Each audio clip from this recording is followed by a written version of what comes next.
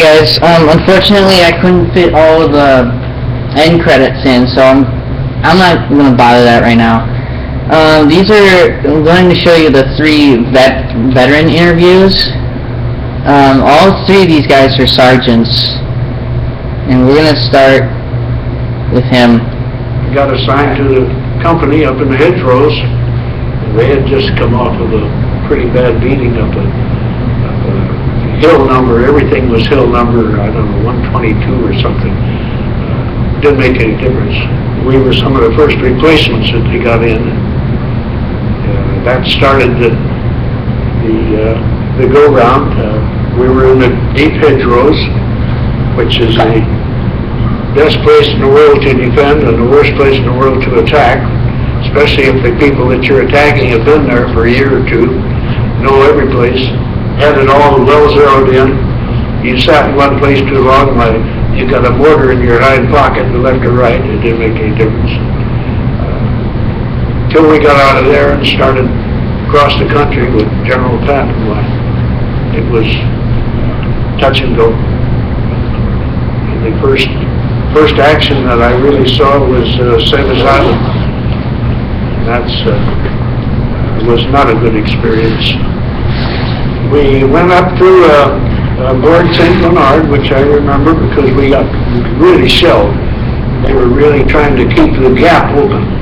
The Falaise Gap was a place where 3 or 4 major highways went through a big set of rolling hills. They called them mountains, we called them hills, and they all came through the same place at this town of Chambois, which formed what they called the Gap, the Falaise Gap. And they were trying to get everything they could out of it. It was the worst mess you ever saw. I never have seen such carnage.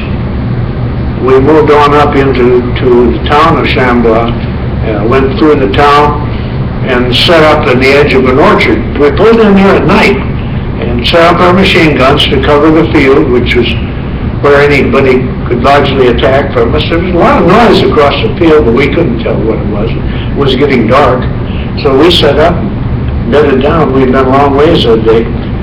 When we got up at the crack of dawn, there's even more noise over there, and all of a sudden, occurs to us when we could see real well, those are Germans making all that noise.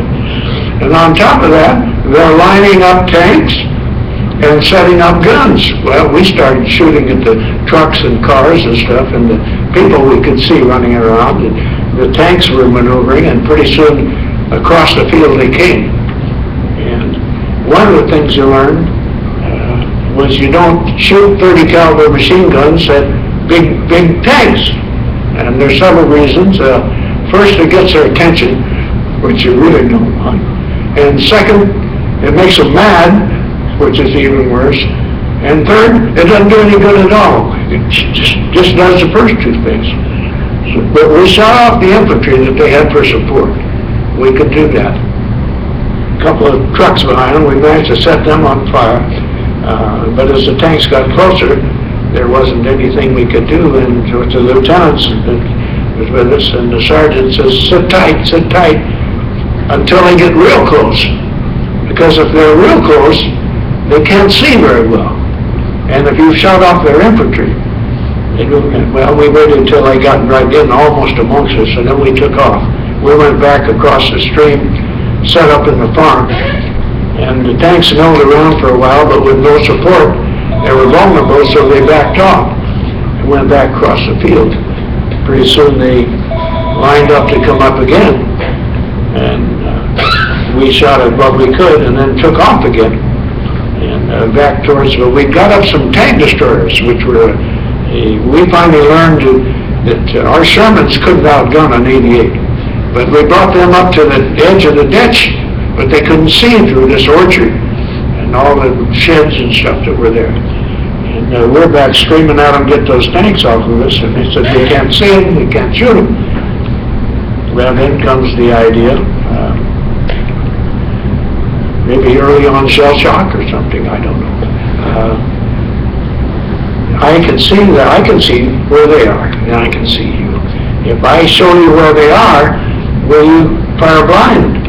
And then we'll correct. And they said, sure. So All right, and I'd line it up myself and say that small building there, which were made just out of almost loose stones. There's a big tank right behind that one. You aim at me, and I'll line up. I'll get out of the road, and then you shoot. And those guys are good. They would put an armor piercing through the building, and then follow it up with an HE. And they never parked in the wide open. They parked behind trees or bushes or something. And they knocked out 2 tanks and chased another one off. And that was working. I'm still out in the middle, feeling pretty smart, and hiding behind an apple tree. Apple orchard. Well, I didn't see the 3rd tank, or the 4th tank, or whatever one it was, and he shoots me right through the apple tree. French apple trees are not worth a damn. Bullet penetrated the tree and most of the way through my leg without ever hitting anything vital. What the sensation is, I don't recommend it. It felt like being hit with a sledgehammer. And I honestly couldn't tell you whether I had a leg, didn't have a leg, it was busted, or I could run like hell. Tank is coming after me. He quit shooting. I guess he's going to run over me. I don't know. Maybe he thought he didn't need to. And real quick decision, either I can run like hell or this is it. And I took off out of there like a screaming bull. Ran around the corner of a building and fell over another tank. This is one of the so-called humorous things that you like to remember later. Clang! I ran into that thing. It must have made a terrible racket. Fell down, looked up, and there's a German up in the turret trying to assess the situation. I suppose a tank commander maybe. And for once, thank goodness for training, I was still carrying my rifle. And I recovered before he did and shot him. He went plump down the tank, and I went zip again back towards Mother. That's the 2 tank destroyers. The tank's right behind me. They said that I got about 40, 50 feet from the ditch, and he went zip down in the ditch. I'm snuggled up between dead horses, cows, and Germans in this creek in the bottom. Anyhow, when the smoke cleared, they knocked out a couple of the tanks,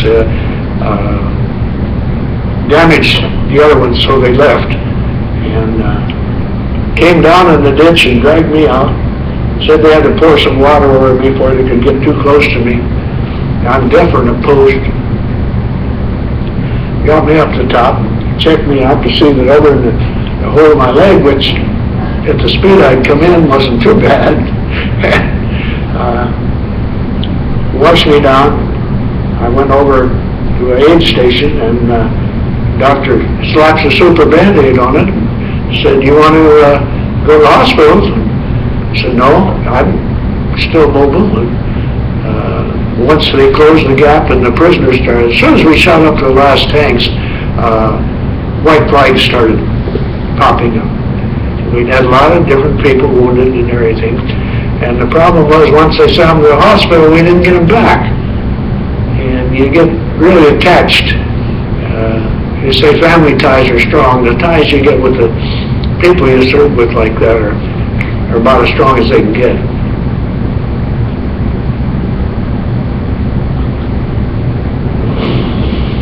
So he received the Medal of Honor and became a sergeant later. And he was the man who died recently.